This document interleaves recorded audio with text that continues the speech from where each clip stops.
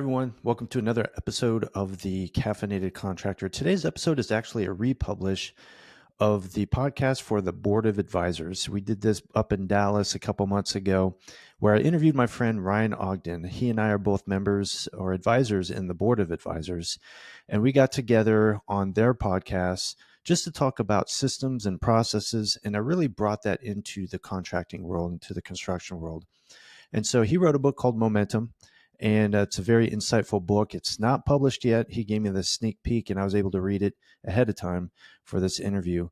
So sit back and relax. Enjoy this episode with my friend Ryan Ogden and at the Board of Advisors podcast. I'm here with my friend Ryan Ogden today. Ryan is a fellow Texan. He and I became good friends just by talking about systems and businesses and getting things together. So Ryan, welcome to the show. Yeah, thank you, Chris. Before we go too far into that, I know you talked about the different terminologies, right? You got the systems, process, SOPs. Do you want to just kind of touch on what the difference is between those three things? Yeah, sure. So I think just to use the term broadly, a system, it's funny, whenever I talk to people, I just ask them, do you have a system, or are you familiar with systems in your business? And I'll ask them, well, what is that to you? And the conversations just go all over the place. So what's fascinating to me is everybody seems to have a sense in their own mind of what a system is, and everybody defines it differently. Yeah. So that tells me that there's a lot of confusion out there. So, for example, some people will say something like, SOPs, standard operating procedures. If you have those, then you have a system. And I guess at this point, I'm somewhat playing devil's advocate because I feel like I have perspective on it after having a lot of these conversations. But I try to just stay curious. I try to not I have the answer and I'm waiting for them to give me the wrong answer so I can tell them the right answer. But I ask, like, well, what about this, and what about this, and what about this? And they say, oh yeah, actually you're right. Yes, that would all be a system also. So. For example, what about forms and templates? If you have those in place, is that a further systematized business? And obviously, the more I bring that up, the more they, either I hadn't thought of that, or yes, of course, those things too. But a lot of times, a thing off the top of their head is something like standard operating procedures, or it might be training, might be onboarding, those kinds of things. In some cases, it might be like automations or workflows or things. It's all automated. I want AI to do it all. That's what I think of as systematized. And by my definition, I would say it's all of those things. Gotcha. And so a systematized business probably has a lot of those things evident in their business. Yeah. Okay, so systems is all-encompassing, SOPs, manuals, whatever you want to call it. It's all a system, essentially. Yeah, and there are some systems out there that are really focused, like you may have heard of operating systems. You have like the entrepreneurial operating system, EOS. I mean, that is a system. Sure. And one of the things, by the way, what it says is to go document your business, to go create SOPs. Right. It just doesn't say how, and it doesn't say it doesn't really list all those things. It has a process. There are some. I know a lot of people are really into EOS and have a really deeply into it, and so I don't mean to speak.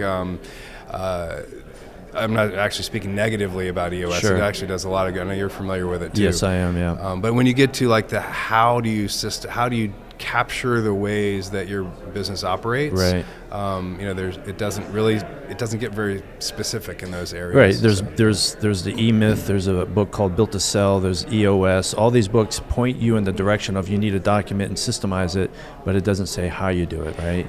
And you get kind of lost. And that's really what compelled me to write Momentum, because I realized as we were doing this more and more for businesses in every industry and all sizes, that there were patterns that were coming up, and there were ways that we did things to we realized that without a methodology, it's easy to get wrapped around an axle quickly, because it starts off seeming simple. Right. Maybe like the example you were giving where you're offloading a certain task. Tasks are easy to offload.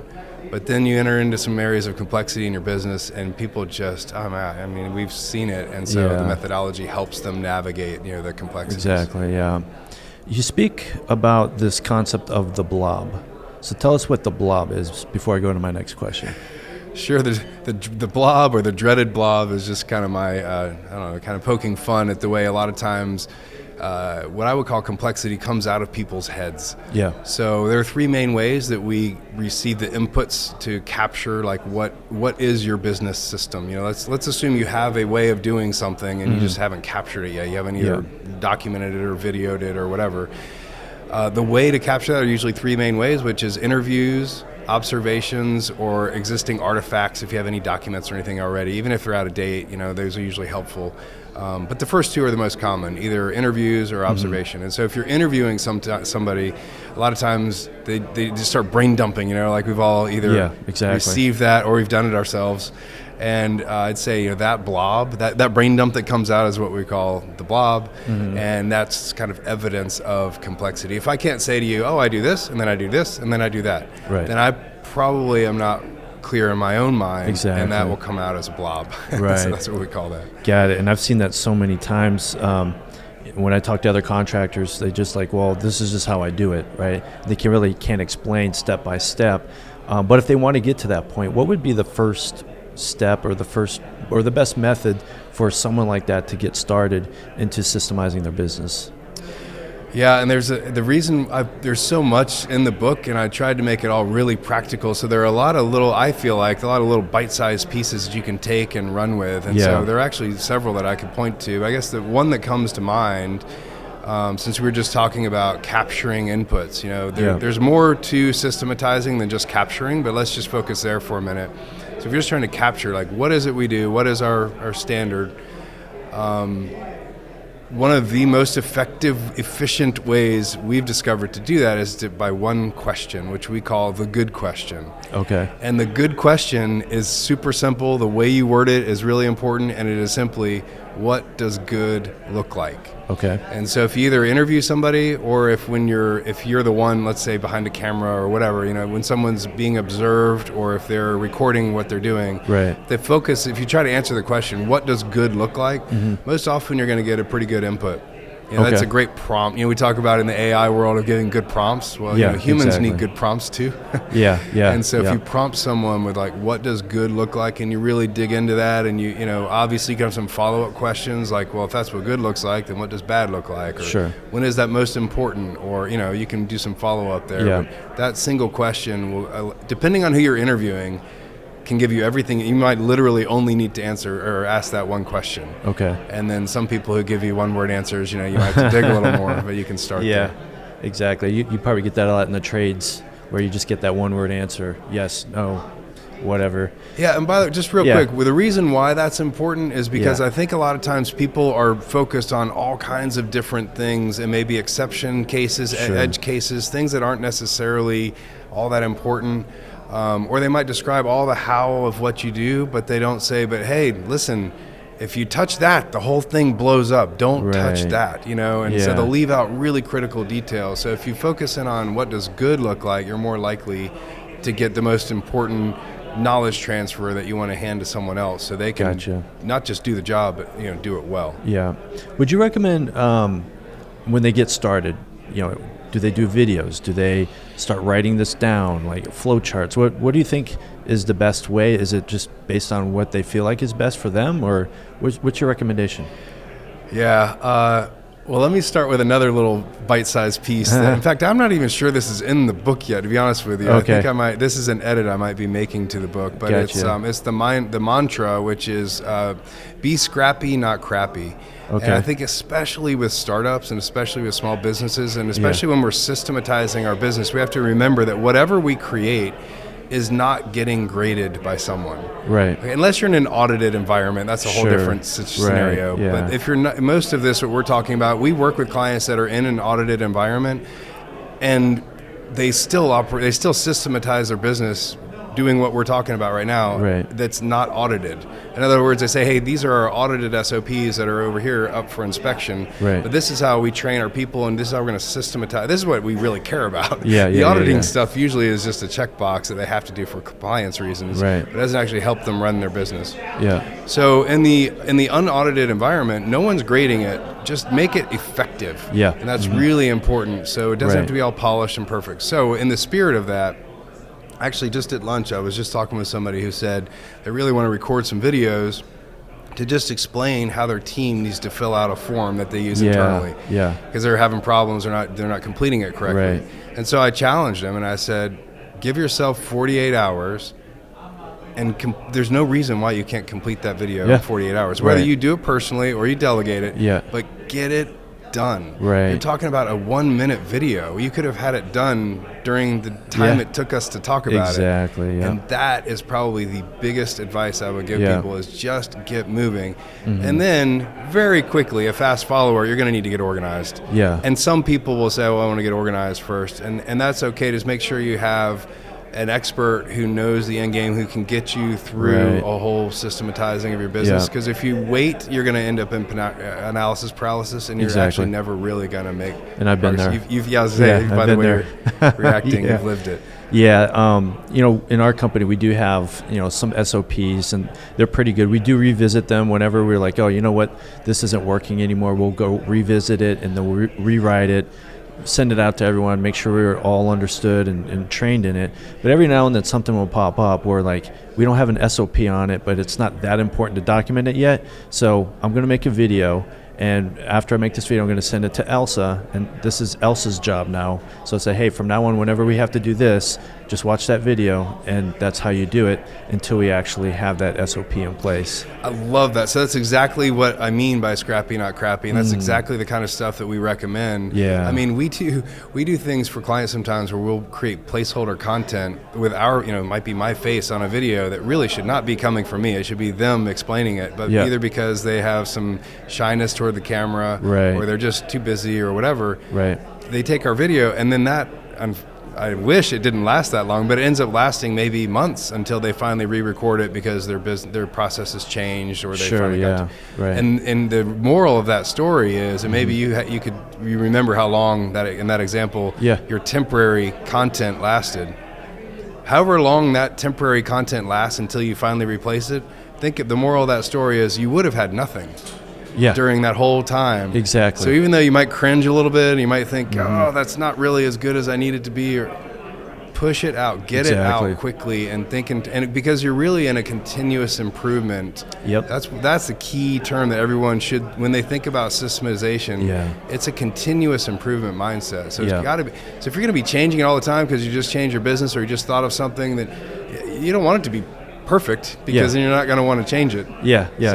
Constantly keep it updated, keep it good enough, okay, don't make it perfect. It's never going to be perfect. We tried the perfect thing and it doesn't work that well. It just never gets finalized. So it's good enough. It's 80% there. Let's push it out. This is what we're doing. And if things change as time goes on, we'll just tweak it as we go, and it'll get better when we do. Absolutely. One thing that I know, I have this problem myself, and I know a lot of other people have it, but they have someone on their team who's a key player.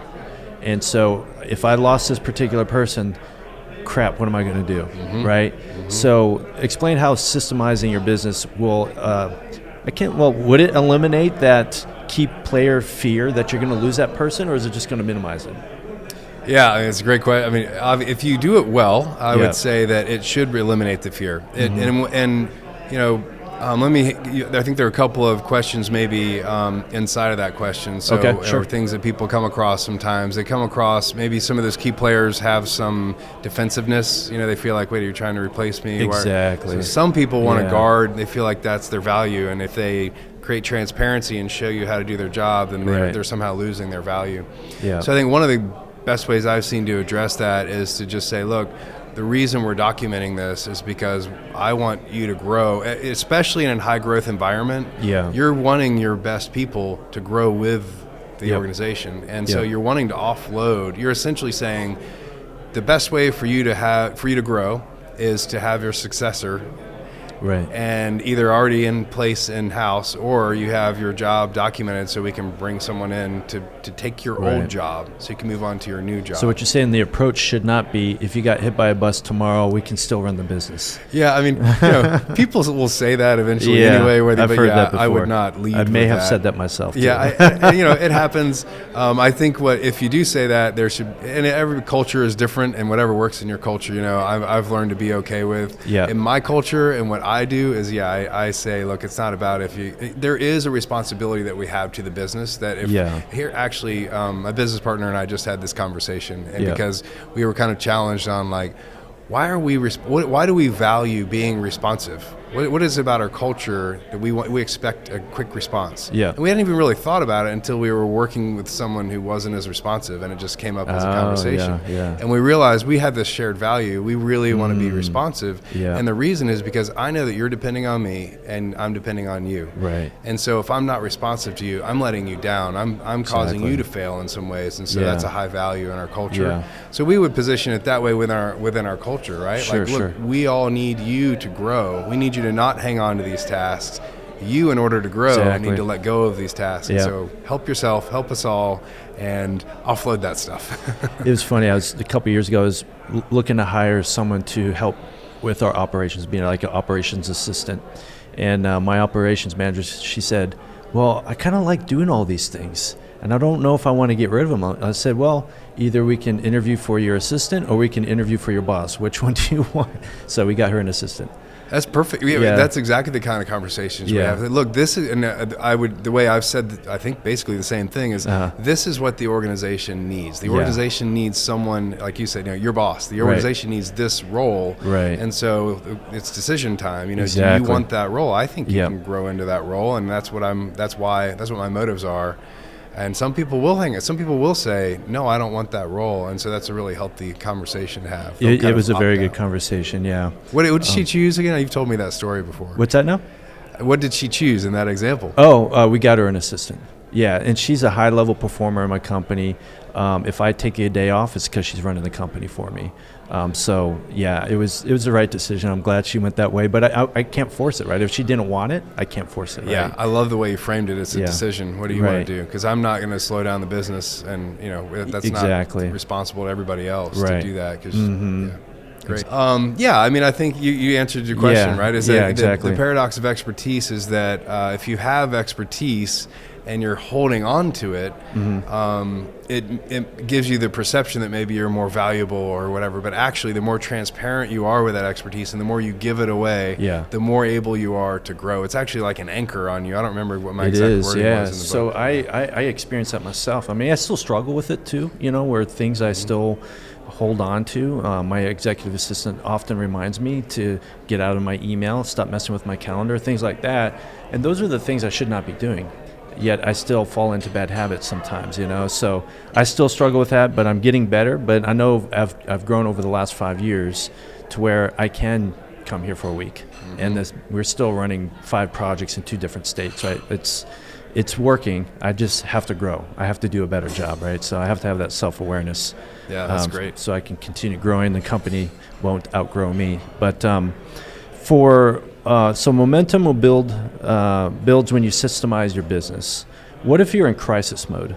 You're closing out jobs. You're trying to bring in more jobs. Right? You're just in crisis mode all the time. What is your recommendation to that person who's in crisis mode on, okay, I need to start right now? How do they start?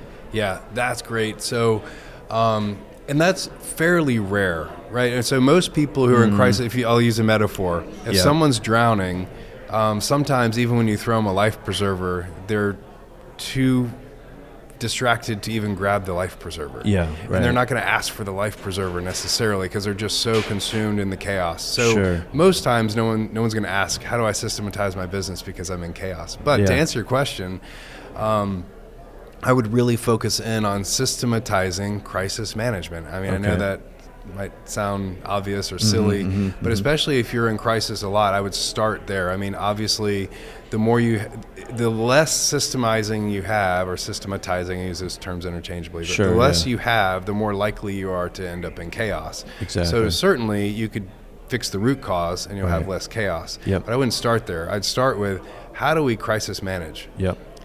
So, for example, do we call a do we have a crisis management team? Who exactly do we call together in that moment? Right. What do we talk about? How long do we talk? What inputs do we need to be effective in that meeting? Do we all come to the table, with nothing? We just kind of run in from the hallway, or if it's onto a Zoom or whatever? Sure. Or do we collect things first? do we, and right, and so you answer those kind of questions. Where do we go from there? Right. Who do we report out to? Right. So there are all kinds of things I would systematize how you manage crisis. And once first. you come up with that system, that crisis will less likely show up again.